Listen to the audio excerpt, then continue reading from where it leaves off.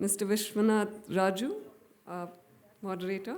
So we're just going to join two panels together. We've got Mr. Abhishek Jar, Director of Tablespace. He's not. Ms. Neha Agarwal, Head of HR Digital COE. Mr. Subha Gonella, HR Leader at Rakuten Symphony. Mr. Nitin Srivastava, Global Director, Data and Analytics at Doc Martens. I'm not sure if Ms. Parul Singh, Global VP at People Strategy is here. Yeah? Oh, she is, okay. Ms. Grace Sampson, VP and HR Head, India Informatica. And Mr. Dilip Telang, HR and AI Thought Leader. Thank you. So there are two panels that we have merged, and I'm telling you we'll have an exciting time because when I was creating these questions, I went to Perplexity and I asked that, okay, I've created these 10, 15 questions. You need to tell me which question can be very tough to somebody. And it gave me names of these people. Right? So we initially told that these are the questions that belong to you. And I went ahead and told that, okay, somebody is saying that this question is good and they would like to answer that. What if I ask that question? That will bring a new perspective is what we are doing now. So Subha will talk about it. So war for talent, right? Okay. First of all, technology itself is disrupting a lot. And on top of it, skill gap is huge. Initial comment, and you can start with your introduction. And then I would want an answer within 2 minutes because I was told 40 minutes is what we were talking about. The research says that anything that you talk beyond 2 minutes, you will lack intelligence in that. So bring in as much as intelligence in your 2 minutes. If you want to talk power talk, you want to talk about research elements, you want to talk about some research that you have seen, please go ahead. Thank you. So what's the question, Raju, for me? Okay. So the war for talent is here. The skill gap is also here. What is your initial reaction? Okay. To start with the introduction of myself, I don't think that needs intelligence here. So my name is Subha Gonella, manage HR for Rakuten Symphony, over around more than 2 decades of experience overall. In terms of the current stage with AI coming in, trying to take a more leap into the way of working, it's not my data, it's a World Economic Forum and a lot of forums that almost 50% of the current employees have to be reskilled. So there is absolutely a lot of dearth in terms of technology.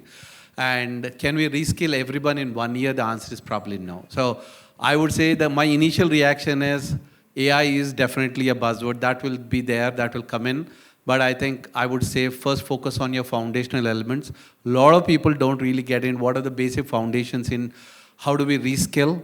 I would say get more fundamentals of in terms of your data architecture, in terms of your data, where the data is coming. I think that's my first reaction in terms of having your foundational elements, fundamentals right. Oh, super. So you spoke about something called foundational.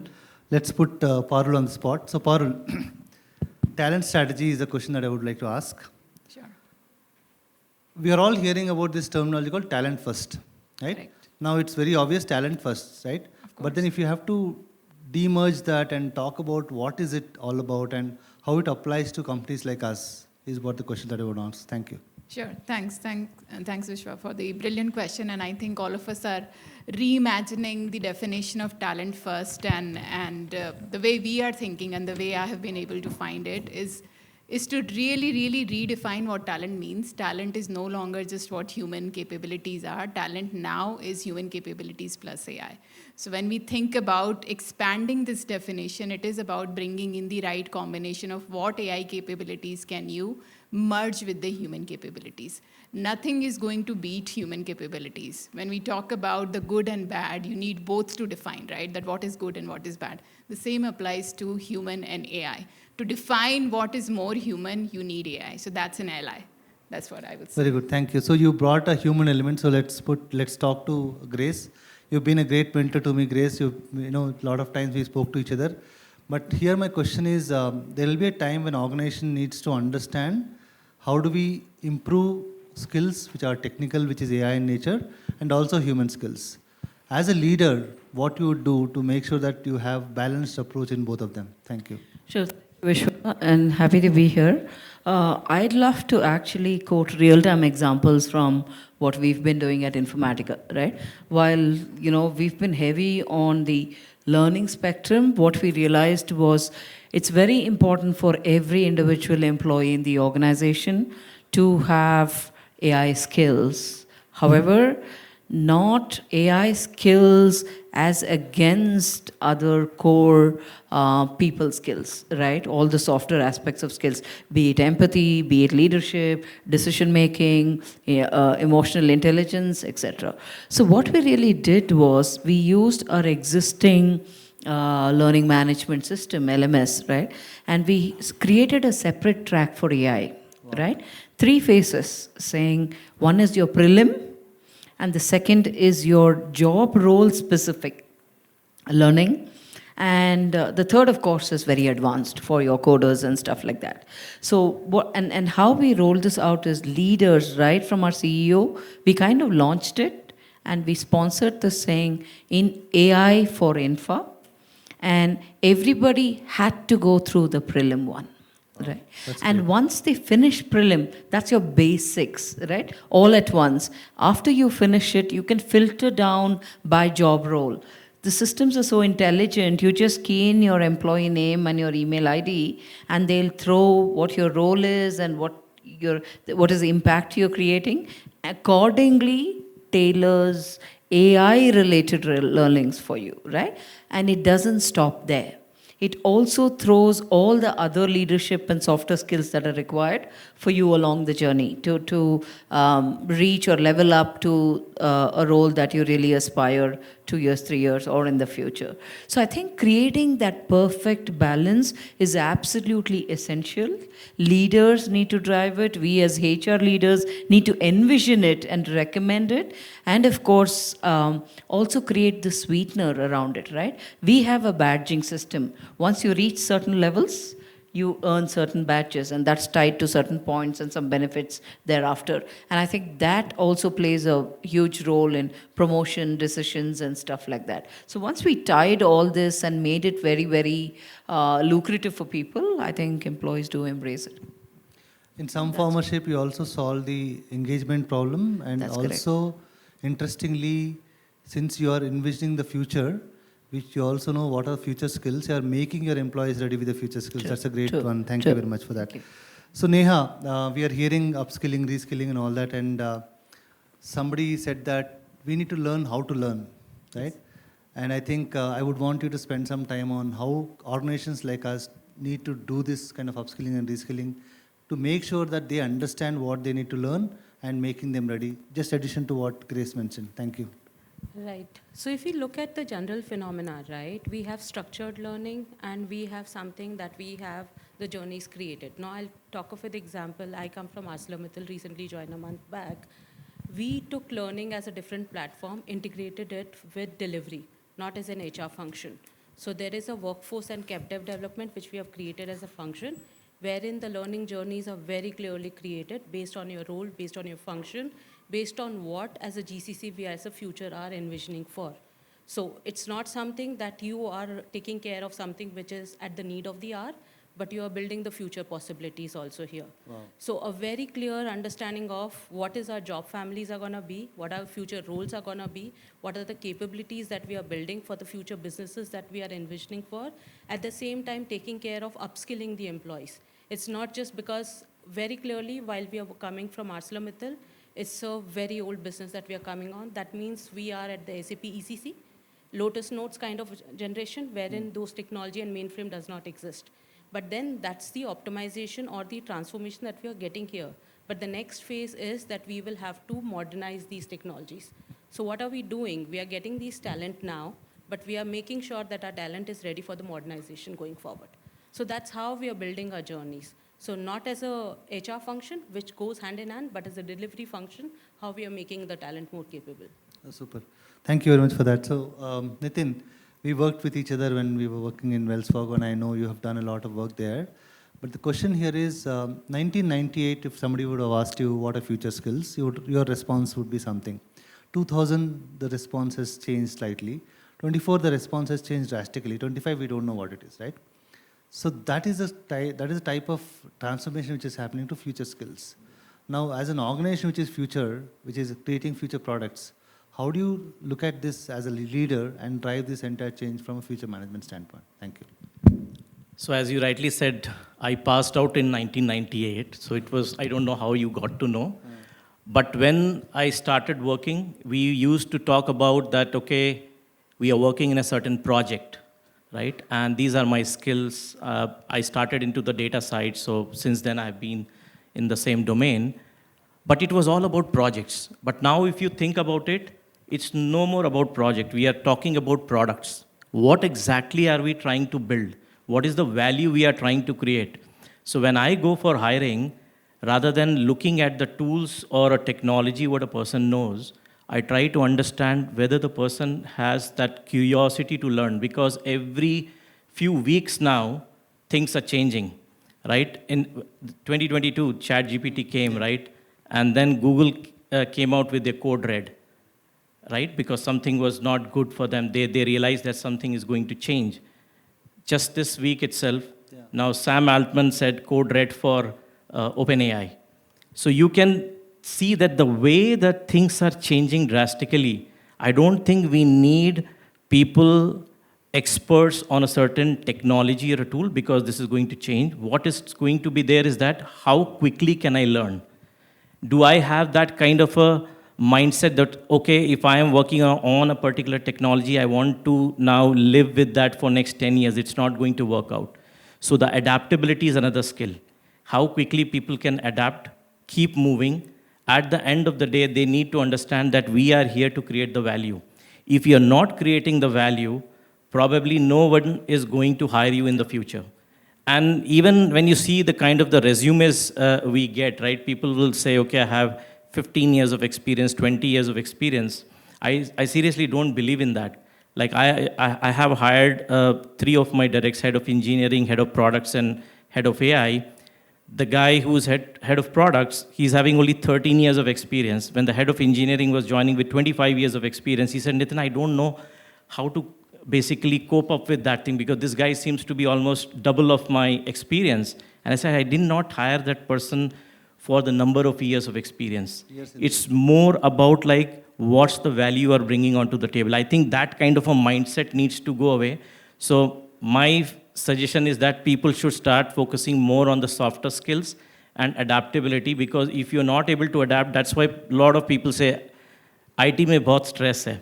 Why? Because we have never been trained like that. You will be going through that kind of a fast change, because AI is reducing that gap. You don't need coders. You can use the coding assistants, but you need to really understand what's the product you are going to build. What is the value you're going to build? The persona of customers are changing, so you need to move fast. Yeah. So Dilip, HR-related question, and I know you are a talent champion. We are grappling with 4, some companies say 5 generations and all that. And learning management for an early adopter kind of person is slightly easier than people like all of us, right? So if somebody tells us that you should learn this, we always start thinking that why? But we may end up learning that. So with this multi-generation workforce that we are grappling with, how are companies looking at learning strategies different to other people, at the same time ensuring that the essence is there? Yeah, absolutely. Thank you, Vishwanath. And very good afternoon to all of you. This is Dilip here. I'm having 3 decades of HR and technology experience. One of the disadvantages of sitting last is, all the questions been answered and a lot of points been taken. Now I need to be very innovative in answering this question, so I'll try to be little innovative on this side. I think one of the things which we all agree here, correct? I just wanted to be very interactive with all of you. We all agree that we can't escape learning. Yeah. Anyone disagree with that? No. So we all agree that. Now, how to do that is very important. I worked in my recent company. I was working in a engineering design and manufacturing side, And we are very traditional kind of a company. As AI transformation lead for the organization, one of my responsibility was to get AI, the workforce trained on AI and get the advantage of AI in our day-to-day activities. So one of the things which probably worked for me was, having identified an early adopter. Identify who are very enthusiastic. So I identified 2 or 3 people such in the organization from various groups, engineering, supply chain, and finance, and different groups. They were very smart, they were adaptive. In 2022, when OpenAI started GPT, we all started using that. And when I identified these 3 people, I made them AI champions, and then we created smaller groups. Because one of the things which is very difficult in any organization is managing the change. Change management is very, very important. There will always be a resistance. Learning also, we all agree that learning is required. But how many of us we strive to do that ourselves? How do we lead by examples? For that, I started myself doing a lot of learning, shown by examples, developed some applications, worked with engineering built team. one AI application also, right? Yes, we saw that. yes. I mean, multiple applications I have developed myself right now for improving the productivity of my team. And this is the way a learning culture is established from small group of 3 focus group, cross-functional group, and then making them AI champions, making them learning champions, and then taking them ahead with different groups, conducting some design thinking workshops internally, and learn by yourself was one of the technique which I used personally, and it was successful. So this is my take. So you're on saying best way of creating future is create yourself. So yeah, but somebody has to lead by examples. okay, thank you. You can't leave somebody to just learn yourself. We need to guide them. So leading by examples, give them pathways. I think this is one of the things. But learning is must. It's a continuous journey. Super, thank you. Thanks, Dilip. So Subha, we'll go to you again. We are seeing trends in automation. We are also seeing trends in digital transformation. We are seeing trends in AI, right? Now, how are these trends translating into skills and transformation of skills? See, again, if you really look at from a skills perspective, keep AI aside for a minute. The core skills, every second year there's a new version, new skill that is coming up. So it's extremely important for the technical guys to actually stay grounded to what is happening in their core domain and core skills. And with AI coming in, I think it is actually disrupting a little more. So my 2 cents in terms of how the entire digital transformation, how this is evolving, I think keep your core domain skills, that's extremely important, because at the end of the day, someone should understand their domain very well, whether it's finance or manufacturing or anything. Second thing is, I think some of the skills that are evolving regularly is like, how do you understand your data structure, data architecture? How do you actually understand your core backend very well? And how do you understand the core process very well? I think those are becoming extremely important in terms of, because unless you really have a structured policies, process and data, the AI cannot really help you. I think in the future, from a upskilling or reskilling, I think when I start talking about the foundational elements, I think those are important in terms of having your data elements, understand, whoever is the technical guy, understanding the domain well, policies well, process well, your data architectures well, and your cybers, something about your cybersecurity, those things, and those are elements. I think those level of upskilling, reskilling, extremely important. And if you have these things, I think coping up with the new things will probably become a little easier. So you mentioned, say that foundations are very important. Extremely important. Thank you. So Parul, you spoke about talent-first organizations. So as a leader, what are your 4 or 5 things that you need to do to ensure that talent-first is more like a cultural-driven process than just somebody like a top-down kind of thing? Correct. But again, it starts with top-down only, Vishwa. I think we have to drive the message for the larger audience or for the larger employee base to understand that this is not just something that we are doing at an organizational level. This is the change that we are driving at an industry level. So the messaging, the first thing that we are doing is to drive it top down. We have, like for the leadership group, our head of AI runs a chat group wherein we share things and we talk about what is new coming in. Everybody may not be able to go through it, but at least there is a focus group wherein things can be discussed. And dialogue is very important. Dialogues like these are very important because then we think about those things, maybe not now, but later. So that's one. Two, not in my current organization, but in my previous organization, we removed the learning scorecard. So learning is no longer a milestone that you would reach. Things are evolving so fast and so quickly that I cannot say that, okay, you are 100% done. So we keep moving it. So we have removed the learning scorecard. That's the second thing. I have not been able to implement it at my current organization. Third, as Subha said, the foundational skills are important, but at the same time, how do you learn to expand them? I think many of you would have heard the example that HR and IT teams are merging. They are being called now one teams, right? Because technology has come in, into the place so much. So being able to expand and learn the larger context of things. So that's the kind of, I think everybody would agree that it's not only the functional skills, definitely functional skills, but the overall mindset change for the larger audience is something that we are trying to drive. I'll keep it at 3 for now. Yeah. Thank you. So Grace, I'll come to If I can just add one bit is, if you really look at, I think recently MIT or Harvard actually published a report of 95% of AI projects actually failed.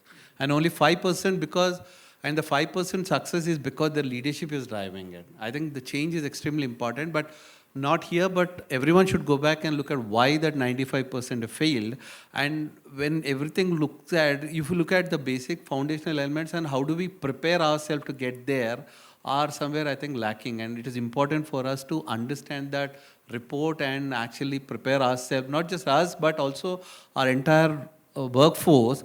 What are those missing elements? How do we actually get better in those elements to actually take a leap into AI? I think that report is extremely important to actually, it's a good insight report for us to look at. the only advantage of that report is I don't want people to think that, okay, it's not working and let's not spend time on that. The other way around is we should look at, okay, what are these 5% companies doing differently? Absolutely. I mean, if you want to do cynically, then you actually looking at that data, people think AI is not working.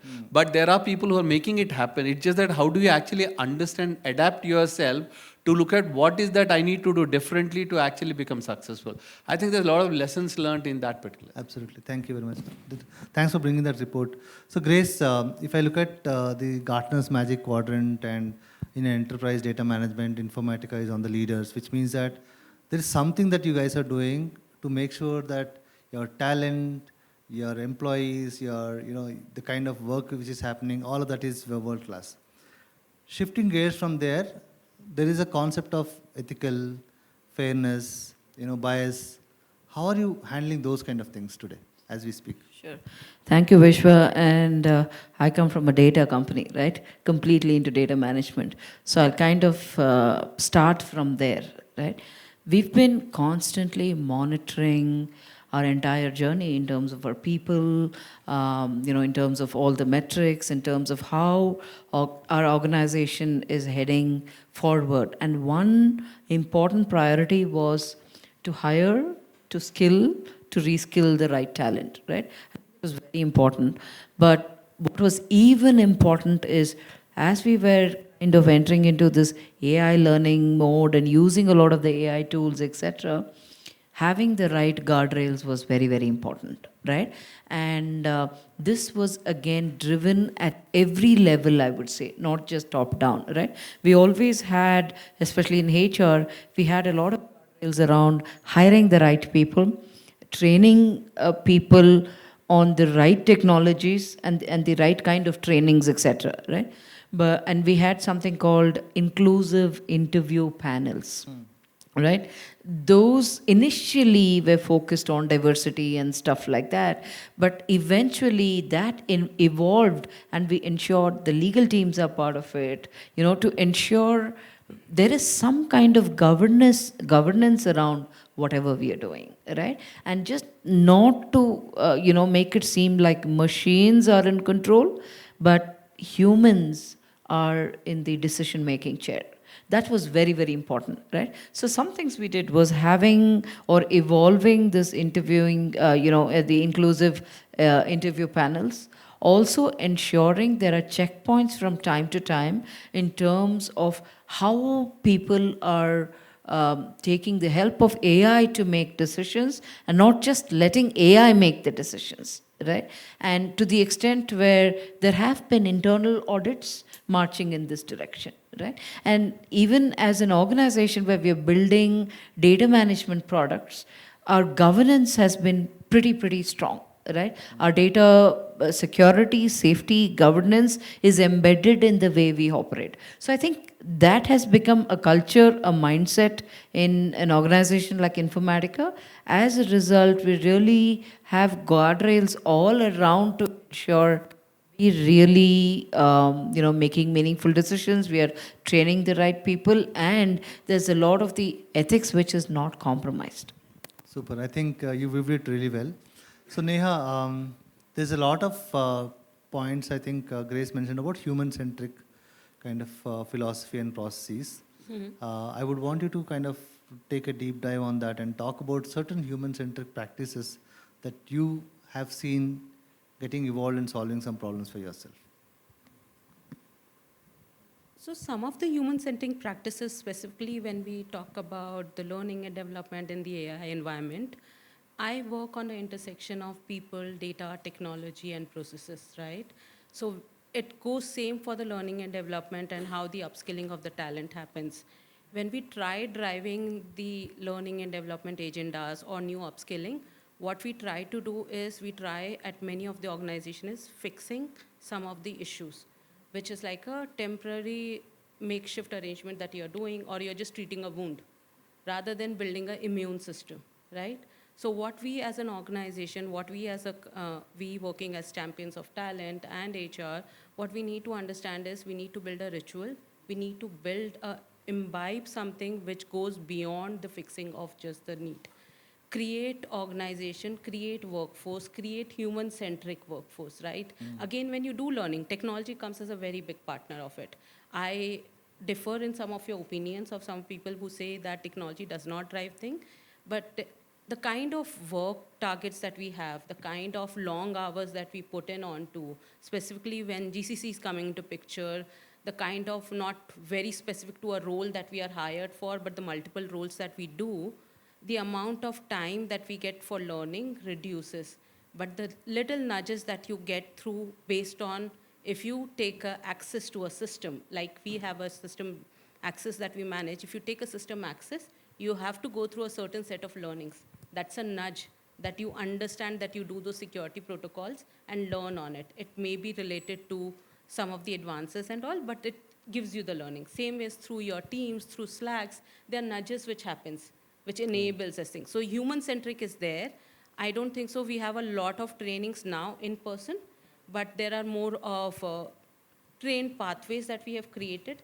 Again, what comes as a human-centric that we put in out here is, rather than delivering a constant training schedules for individual this thing, we create generalized pathway. With AI coming into picture, we understand what the skill set needs, and based on the functions, we create pathways again. And then the amount of learning that the individual is going through, the training LXPs that we come onto, instead of LMS that we do, it's more of that we transform and categorize the learning accordingly. The level of training, the level of the skills that you need to learn, or the level of difficulty gets adopted based on the learner experience. So that's where the interventions come into.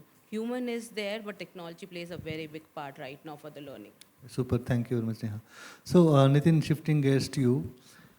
Today's workforce is solving complex problems, right? For that, we need complex problem-solving skills. As a leader, how do you develop those skills into your team members? So I would say that you're absolutely right. Like it's no more about only coding, right? Because we hire a lot of tech guys, but it's all about how you are solving the problem. But before solving the problem, Vishwa, I want to call out something. One of the skills which I see is very rare. We don't know how to frame the problem. I think that itself is a skill. We know how to do the root cause analysis of a problem. So I think this is one of the things which I am pushing, at least in my organization. And how you basically can do is that you need to have that cross-functional kind of a teams, where you need to bring in a lot of people from tech side of it, from a business side of it, and then have those kind of a discussions. And sometimes we need to challenge our team members and our employees with an open-ended questions. You don't have any kind of a right kind of an answer over there, right? But you just come and brainstorm. I think those are the ways which I'm trying to at least implement in my organization. The other thing I'm doing is that, like, when you are hiring itself, I think, and this is an argument every time I have with my talent acquisition partners in HR, that the way the JDs they expect is that, okay, give me, if there is a junior data engineer, then it's a 2 to 3 years experience, senior data engineer, 5 years experience, lead, 8 years experience. And that is not the way we should start looking at, because we are looking for the skills, the kind of the skills. You may be in a particular role for 10 years, but you were using only those coding skills, where the specs were given to you and you started writing a code. That is gone. If you want to move up in the value chain, even if you see the way people are getting promoted, I am in this role for 3 years, 4 years, I want to go up in the value chain. That's not going to happen, because the next level role requires a different kind of a skill. And I think that's where the whole revamp should happen.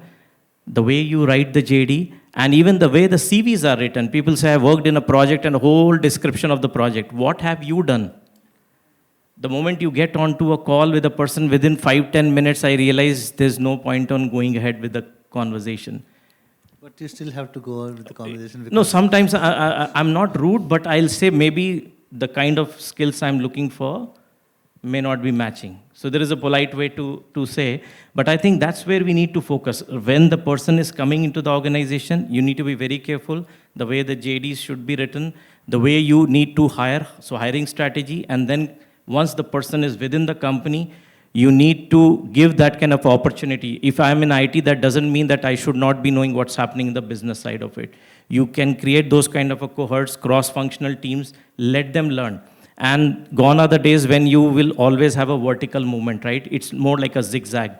You can be in an IT, you can move into the product side of it, you can move into the business side of it, and can become HR guys becoming CEOs. Why not? Why not? 50% of the HR population does not come from HR. Yeah. So I know somebody who's worked as a, you finish your point. No, I think that's what I'm trying to say, that I think we need to really think in a very, very different way. The way we hire people, the way we train people, the way we coach people. The other challenge is that, at least I can say that coaching itself is a skill, and we think that anyone can coach. A lot of organizations, they start the mentorship programs, right?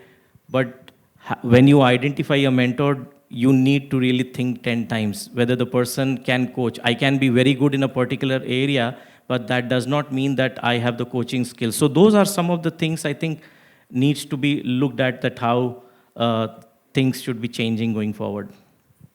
So I was talking about a person who actually worked for first 4 years as a software developer. Then he found himself in finance team. And now, I think last 4 years, he was CHRO. Now he's actually transitioning to a role of CEO in the same company. But 4 years, four different companies. So look at what agility that person had. So Dilip, being a generative AI kind of expert, that you I have seen your products really well, very thought-provoking. But then the question is, with AI, the nature of job is changing. Career paths are changing. EVP, the way it is looked at is also changing. So what is your view on that? Thank you. Yeah, thanks. Before I move on to your point, I would like to add to Nitin's point, which is a very great point, that most of the people, they even do not know what kind of problem they are solving. So I'll just give you a quick example. I was running as AI transformation lead, I was running a small workshop for one of my supply chain management team, and we were 15 members sitting in a room. And the idea was to brainstorm and identify various problems in their, so we're listing it out. Everybody was contributing towards, this is my problem, this is the problem, this is the problem. And we listed out somewhere around 20, 25, a huge, big list. And when I collectively asked them to brainstorm together, and when we connected the dots, we found that, and okay, another point, as AI transformation lead, they were expecting that I will bring some magic stick and just rotate, and all their problems will be solved today itself. And I told them, no, it won't happen like that. And when we diagnosed, when we read through all the problems, finally more than 20 problems we were able to solve because they were not interconnected, dotted, connected in a communication problem. I would say a person is not communicating well to the other person in a team, and that's creating the problem. And I said, AI cannot solve that problem. This problem, you have to identify yourself and solve the problem. Now, coming to the future skills which Vishwa is talking about, I think from the EVP standpoint, my point of view is the well-being of the employee and the vision-oriented or purpose-driven roles. They will be more in place, because now most of the task, as AI is going to augment the human. So human is again at the top level. In my pyramid, human is at the top. AI is just going to augment the skills. AI is going to add value to the work, which I personally have done in my day-to-day activities. So the skills which are going to be very prominent is, I think someone spoke about empathy, communication, problems solving, critical thinking. I think problem solving, critical thinking, innovation, and these are the skill, empathy, communication. Communication is a big problem. People cross-functionally don't even communicate properly, and most of the problem can be solved with a better communication. So these are some of the skills which I feel are going to be in rise, and they are most important skill, because all other skills, technology, AI, things can be taught, can be learned. But these are the inherent skill which people have to develop. Oh, super, thank you. Maybe I want to add one more thing which people might not have spoken about. And the one skill is you need to be a salesperson. Tech people may say, when I go back to my team members and say, you need to really sell this idea. They say, I'm a techie. But to be honest, the gaps are bridging from a coding perspective, right? So the moment you come up with a problem statement and a solution, there are so many teams competing, and you need to acquire a funding from your leadership team. And for that, you need to build that kind of a selling skills as well. So that's another thing I thought I will add. Super. So what we'll do is we'll do Sorry, sir, one more point. One of the things about the future skills, as per the World Economic Forum report, also says that the sustainability engineers, that will be in rise, because with AI into picture, and the energy is going to be one of the major role which is going to play in future roles.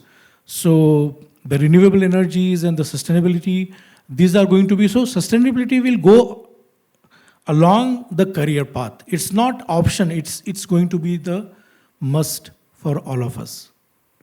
So I read somewhere it's A, B, C, D, E, A, AI, B is biotech, future skills, C is cyber and crypto, D, I forgot. Data. E is empathy. Okay. So, and you can look at this as horizontals or verticals, right? We always look at whether it is horizontal or vertical. If you have the skill, you will anyway get into. So what we'll do is we'll do a rapid fire from Parul to here.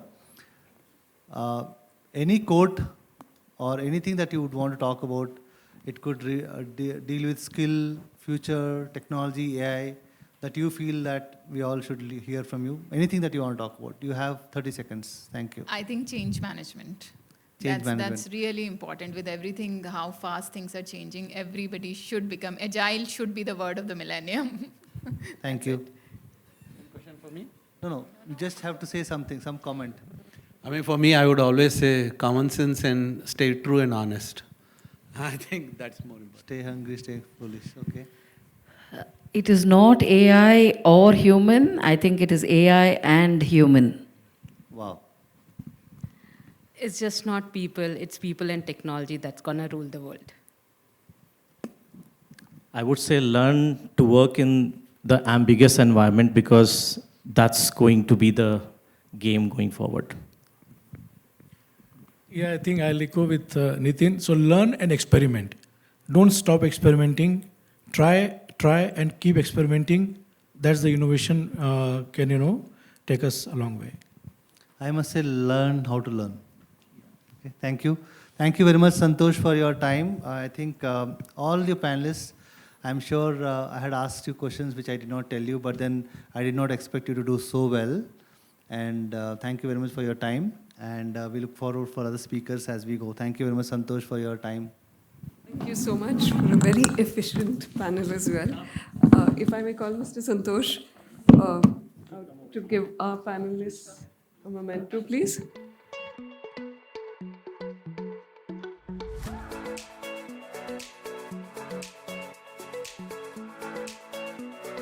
Mr. Vishwanath Raju.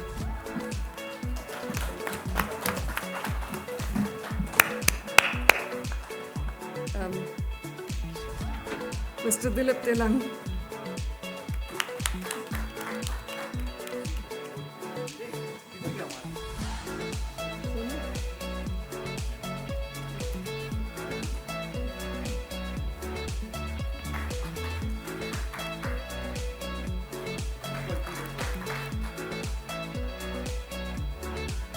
Thank you so much.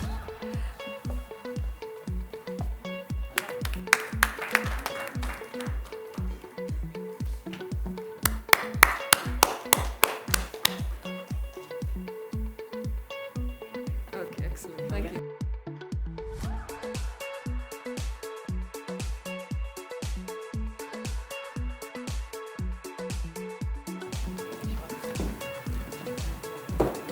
Right.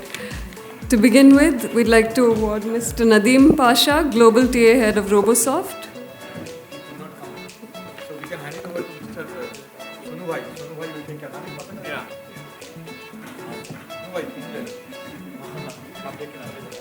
Okay. This is for Mr. Nadeem Pasha.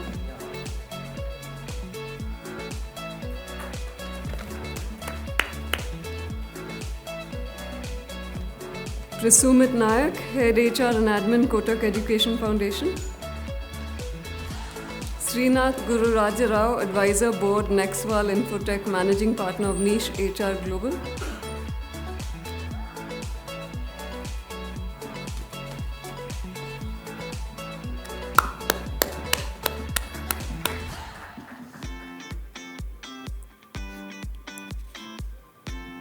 Mr. Mahantesh CN, Chief People and Culture Officer, Top.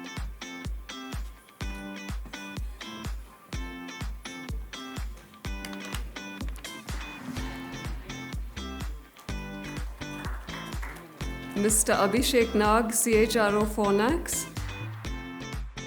Mr. Sainath Srinivasan, Vice President, People and Culture, Humpel.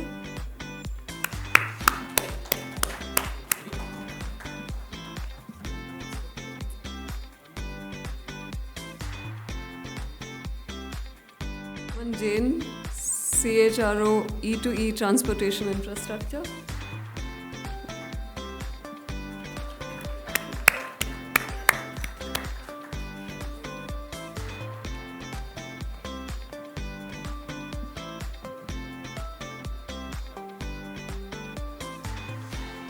Ms. Lata Radhakrishnan, HR Director, Technobrain Group.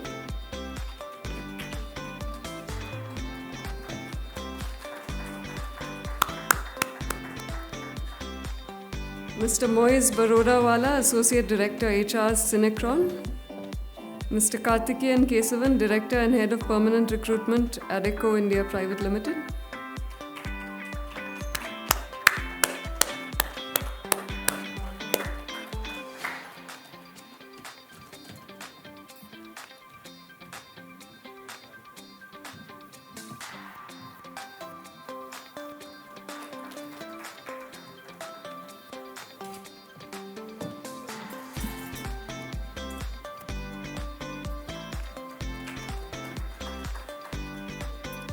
Mr. Arun Mani, VP and CHRO for Ideation Technology Services.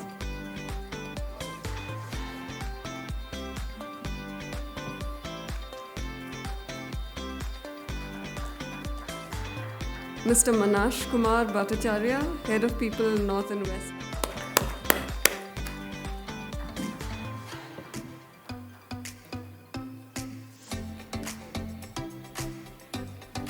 Ms. Aparna C, CHRO, Tony Harris Integration Solutions. Mr. Subramaniam Kumar, Senior Director of People Operations and People Partner at Zepto. Mr. Santosh Dhanewar, Assistant VP at HR Nexus Select Trust. Mr. Sumit Pillai, HR Head at Everlens India Private Limited.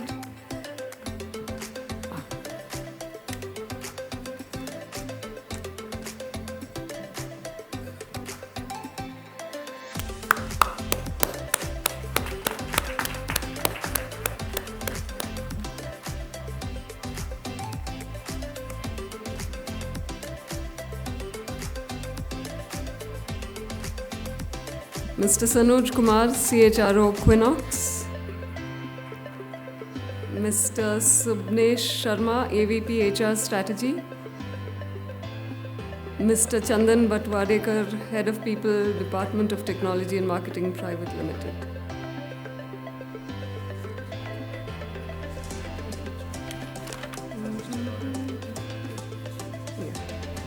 To get back, Mr. Royden Gonzalez, please. Senior VP at APAC Northern Trust.